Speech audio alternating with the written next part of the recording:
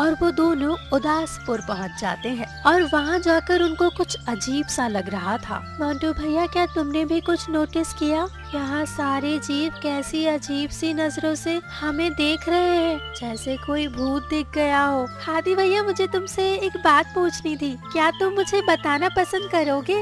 हाँ बोलो बहन, क्या बात है? उदासपुर के जंगल में हर जीव उदास था। उनके मुंह पर कभी हंसी नहीं आती थी। वो हमेशा ऐसे सैड ही रहा करते थे, जैसे उनका कुछ खो गया हो। लेकिन वो बरसों से इसी तरह रहते थे, पर ये कोई नहीं जानता था कि ऐसा क्यों हुआ। बकरी और बंदर दूसरे जंगल में रहते थे और वो जंगल छोड़ने का सोच रहे थे। मोंटू भैया, इस जंगल से घास खत्म हो रही है। मेरे ख्याल से अब हमें यहाँ से कूच कर जाना चाहिए, इससे पहले कि सूखा पड़ने लग जाए। हाँ मैना, तुम बिल्कुल ठीक कह रही हो। जानती हो कल मेरे साथ क्या हुआ? कल मेरा मन केले खाने का कर रहा था, परंतु जैसे ही मैं केले के पेड़ के पास पहुँचा, वहाँ मुझे कोई केला नहीं दिखा और मैं चुपचाप उदास होकर वापस अपने घर आ गया। मुझे भी यही ठीक लग रहा है। अब हमें इस जंगल से चले जाना चाहिए, लेकिन ये तो बताओ हम जाएंगे कहाँ? हाँ, ये तो सोचने वाली बात है। चलो थोड़ा दिमाग लगाते हैं तो समझ में आ ही जाएगा कि हमें कहाँ जाना है। अरे बकरी बहन, वो तो हम सोच ही लेंगे। अभी तुम मेरी बात मानो तो हम मिट्ठू भैया से मिलने चलते हैं। अरे उनको तो आदत होती है हर सीजन में जगह चेंज करने की, तो वो हमें बिल्कुल सही बता सकेंगे कि हमें कहाँ जाना चाहिए। और फिर उसके पास पंख भी तो है, वो आसमान में उड़कर हमें जगह देखकर बता देगा कि हमें किस तरफ को जाना चाहिए। वाह, तुम तो मेरे साथ रहकर बहुत चालाक हो गए हो। बहुत अच्छे अच्छे आइडियाज मिलने लगे हैं तुम्हें। चलो, ये तो तुमने खूब कही। हम दोनों मिलकर मिट्ठू भैया के पास चलते हैं। थोड़ी ही देर में वो दोनों मिट्ठू तोते के पास पहुंच गए थे और फिर मोंटू ने सारी बात उसको बता दी। मैं अच्छे से समझ गया हूँ कि तुम दोनों क्या चाहते हो। चलो तो फिर ठीक है, मैं तुम्हारा ये काम कर दूंगा, लेकिन इसके बदले मुझे क्या मिलेगा? वो क्या है ना कि भूख बहुत लगी है, तो ताजे ताजे अमरूद खाने का मन हो रहा है। लो भैया, हम भी तो खाने की वजह से ही तंग होकर यहाँ से जाना चाहते हैं। अगर ताजे ताजे अमरूद खाने को मिले तो हम क्या पागल हैं जो यहाँ से चले जाएं? देखो, अगर तुम हमारी मदद नहीं कर सकते तो साफ साफ बोल दो ना, ऐसे बहाने क्यों बना रहे हो? अभी बकरी कुछ बोलती उससे पहले मोंटू बोलने लगता है। अब देखो बकरी बहन, मैं बात करता हूँ, तुम खामोश रहना। ए मिट्ठू भैया, तुम चिंता मत करो, तुम जैसा चाहते हो वैसा ही होगा। मैं तुम्हें अमरूद खिलाने का वादा तो नहीं कर सकता, लेकिन मैं नारियल के पेड़ पर चढ़कर तुम्हारे लिए नारियल ला सकता हूँ, तब तो तुम खुश हो जाओगे ना।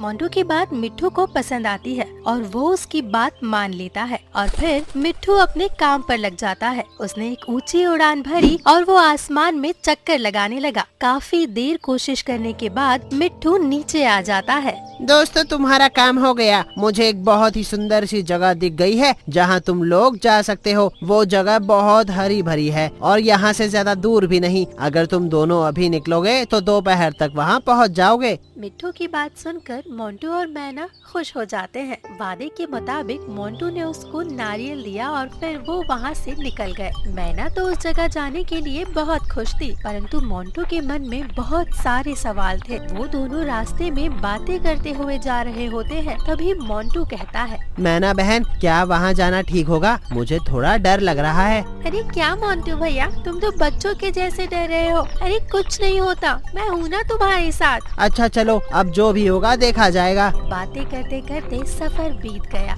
और वो दोनों उदासपुर पहुंच जाते हैं और वहां जाकर उनको कुछ अजीब सा लग रहा था। मोंटू भैया, क्या तुमने भी कुछ नोटिस किया? यहाँ सारे जीव कैसी अजीब सी नजरों से हमें देख रहे हैं, जैसे कोई भूत दिख गया हो। हाँ, मैं भी ये नोटिस कर रहा हूँ, लेकिन समझ में नहीं आ रहा यहाँ सब ऐसा क्यों है। वो तो किसी से बात करने के बाद ही पता चलेगा।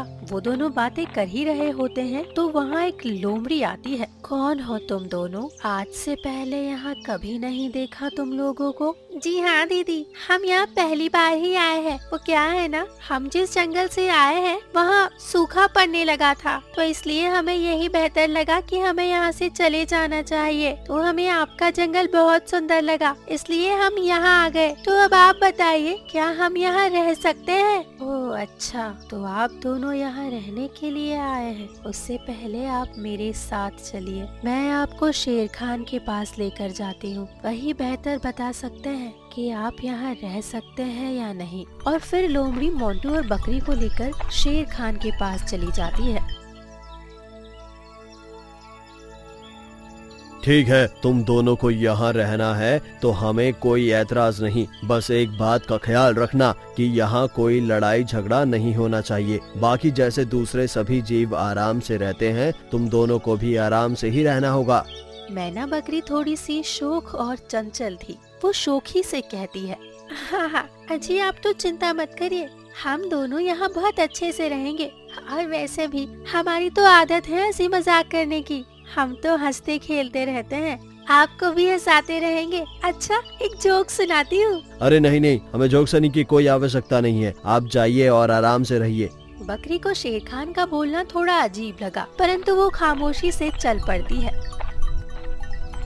अब मोंटू और मैना दोनों शेर खान के पास से वापस आ गए थे। मोंटू भैया, मुझे यहाँ सबका व्यवहार बहुत अजीब लग रहा है। अरे भाई, कोई मुस्कुराता क्यों नहीं? और शेर खान को देखा था, उन्होंने भी जोक सुनने से मना कर दिया। तुम मानो या ना मानो, दाल में कुछ काला जरूर है। कोई तो बात है जो हमें नहीं पता। अरे मैना बहन, मैं तो कहता हूँ ज्यादा किसी के मामले में पढ़ने की जरूरत नहीं है। शुक्र करो हमें रहने के लिए जगह मिल गई है, और हमें क्या चाहिए, अपने काम से काम रखना ही बेहतर होगा। मैं तो पता लगा कर ही रहूंगी। और फिर वो दोनों वहाँ रहने लगते हैं। कुछ दिन वहाँ रहने के बाद उनको अच्छे से समझ आ गया था कि यहाँ के जीव बिल्कुल भी हंसते मुस्कुराते नहीं हैं। और अब तो मैना बकरी ने ठान लिया था कि वो इस बात का पता लगा कर रहेगी, और इसलिए वो एक हाथी के पास जाती है।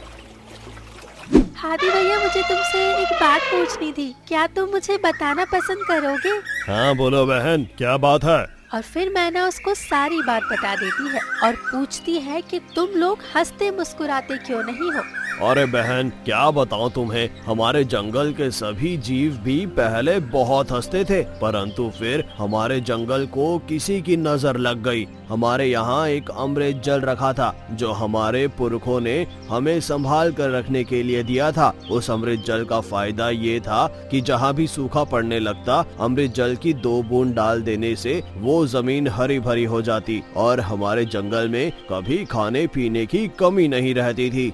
अरे वाह, अब कहाँ है वो पवित्र पानी? वो ही तो बता रहा हूँ, वो अमृत जल एक भयानक नाग के पास है। उसी ने हमारा अमृत जल चुराया है। वो हमारे जंगल का सबसे बड़ा दुश्मन है और हमें तंग करने के लिए ही उसने हमारा अमृत जल चुरा लिया था। शेर खान जी कहते हैं, जब तक हमारा जल हमें वापस नहीं मिल जाता, हमारा हंसना बोलना बंद है, और यही वजह है कि यहाँ कोई भी हंसता मुस्कुराता नहीं है। तो क्या तुम जानते हो कि नाग ने वो जल कहाँ छुपा कर रखा है? मतलब अगर हम में से वो जल कोई वापस ले आए तो हमारे जंगल में फिर से खुशहाली आ जाएगी ना? यही तो मसला है ना, उसके बारे में कोई नहीं जानता कि नाग ने वो जल कहाँ छुपा रखा है। ओ, ये तो सच्ची में बहुत परेशानी की बात है। और फिर मैना ने ये सारी बात वापस आकर मोंटू को भी बता दी। मेरी बात गौर से सुनो मैना, अगर हम दोनों मिलकर जंगल वालों की खुशियाँ वापस ले आए तो हम तो यहाँ के हीरो बन जाएंगे, और हो सकता है ऐसा करने से जंगल वाले भी मुस्कुराने लगे। वो तो सब ठीक है, परंतु ये सब होगा कैसे? उसके लिए हमें नाग को ढूंढना होगा। ये काम थोड़ा मुश्किल जरूर है, लेकिन नामुमकिन नहीं है। अब वो दोनों अच्छी तरह से जान चुके थे कि जंगल वालों का क्या मसला है, और वो जान लगा कर उनका मसला हल करने की कोशिश कर रहे थे।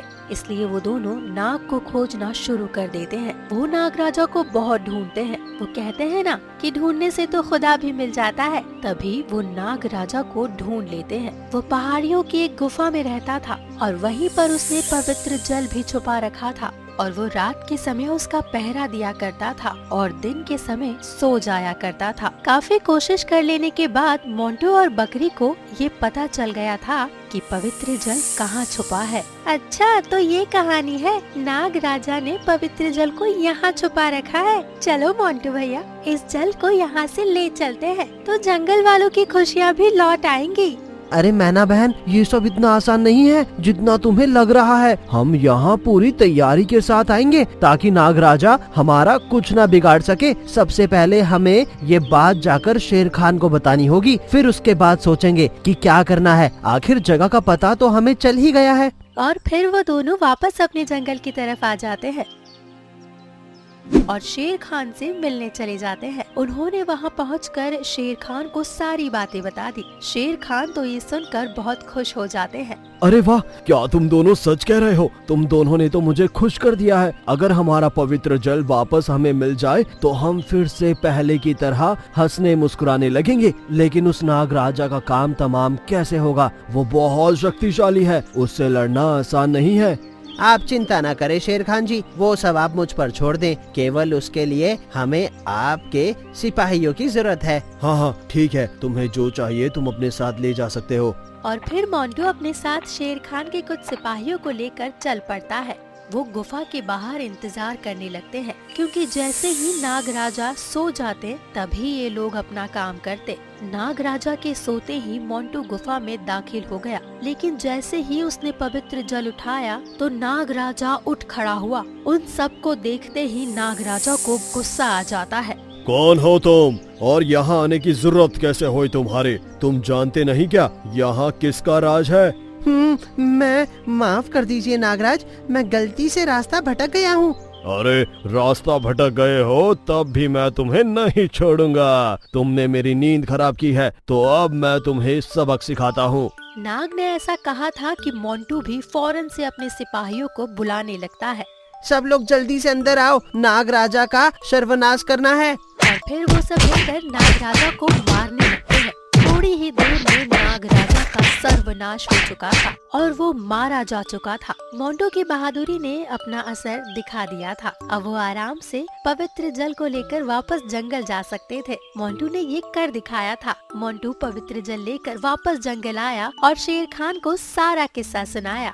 मुबारक हो साथियों, हम जीत गए। अब वो नाग हमें कभी तंग नहीं करेगा। मोंटू ने उसको मार डाला है। ये सुनते ही सारे जंगल वाले खुश हो जाते हैं और इस तरह से जंगल वालों की खोई हुई खुशी उनको वापस मिल गई। अब वहाँ के सभी जीव हंसी मजाक भी करते हैं और खुश भी होते हैं।